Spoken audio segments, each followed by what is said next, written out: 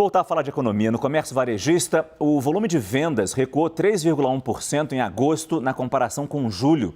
As atividades de outros artigos de uso pessoal e doméstico, que incluem as grandes lojas de departamento, tiveram pior desempenho entre os setores pesquisados.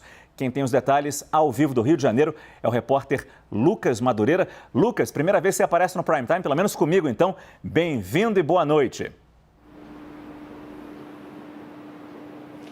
Oi, Márcio. Boa noite para você. Boa noite a todos que acompanham o CNN Prime Time. É uma honra falar com você. Obrigado pelas boas-vindas. Pois é, foi uma queda de 3,1%. Essa é a primeira queda após 4 meses de alta. Essa pesquisa foi divulgada hoje pelo IBGE e, de acordo com o IBGE, as atividades que puxaram esse recuo para baixo aí são as atividades de equipamentos e materiais para escritórios, informática e comunicação, combustíveis e lubrificantes, móveis e eletrodomésticos, livros, jornais, revistas e papelaria, além de supermercados, alimentos e fumo.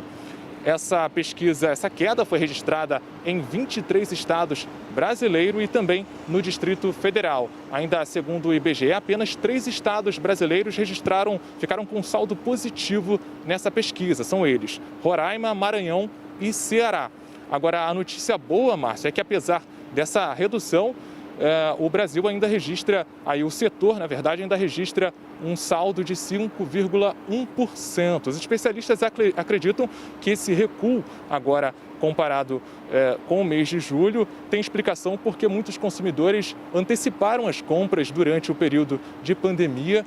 E aí eles explicaram justamente isso, que essa redução agora no mês de agosto pode ter uma relação com essas compras antecipadas aí pelos consumidores. Márcio, volto com você. Lucas Madureira falando ao vivo do Rio de Janeiro. Muito obrigado, Lucas. Vamos voltar a colocar nessa conversa o Fernando Nakagawa, diretor do CNN Brasil Business. Pode ser gente já antecipando as compras, mas pode ser a inflação também mostrando o impacto disso no Brasil. Sim, pode ser a inflação sim, Márcio. Os economistas estão cada vez mais convencidos de que a inflação, infelizmente, começa a corroer o nosso poder de compra, a conta aumenta no supermercado e aí isso começa a se observar no comércio.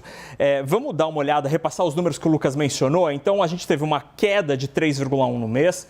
E aí, observando alguns segmentos importantes. Vestuário e calçados cresceu, artigos farmacêuticos um pouquinho também.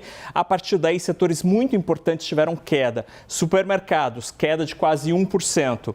Combustíveis, queda de 3%. E artigos pessoais e domésticos, onde ficam, por exemplo, as lojas de departamento, queda de 16%. Estas 3 quedas são muito importantes porque é um consumo muito afetado pela inflação. O que está acontecendo, segundo os economistas, é que como as contas estão crescendo, por exemplo, energia elétrica, combustíveis, aluguel, as pessoas estão tendo de fazer escolhas. Por exemplo, nessa segunda tela, a gente tem um exemplo clássico de escolha e que impacta as vendas no varejo.